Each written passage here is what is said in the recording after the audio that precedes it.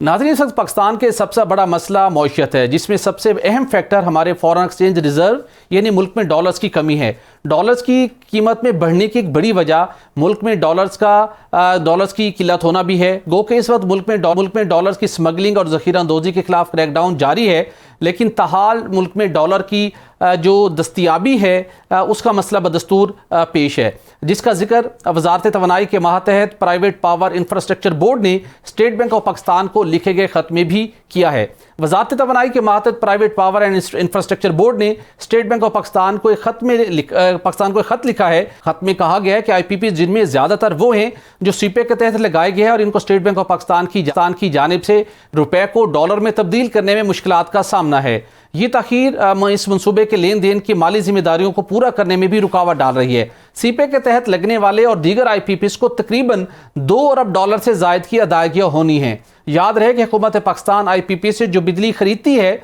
इसकी कीमत डॉलर्स में अदा करती है। खत में मजीद कहा गया है कि IPPs ने इस मसले को मुख्तलिफ फोरम्स पर उठाया है और Pakistan power and infrastructure board ने इस हवाले से स्टेट बैंक पाकिस्तान से मदद की दरख्वास्त की है कि इस मसले के फौरी हल करने की ज़रूरत है ताकि गैर ज़रूरी ताख़ीर और ऑपरेशंस को मज़ीद मुतासिर होने से बचाया जा सके।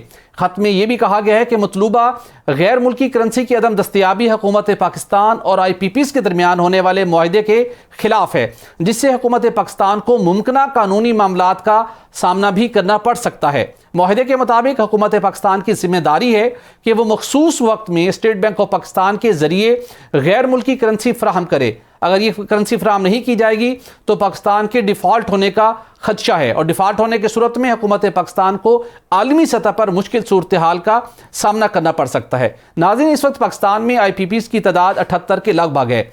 IPP से मुआहदे बेनज़ीर मुशर्रफ और नवाज शरीफ दौर में किए गए थे। मुआहदों में एक शर्त यह थी कि चाहे पाकिस्तान इन मनसूबों से बिजली ले या ना ले, इनकी पैदावार की कुल कीमत अदा करने का, इनकी कैपेसिटी पेमेंट की मद में उनकी पैदावारी सलाहियत के मुताबिक अदायगियाँ करने का पाबंद होगा।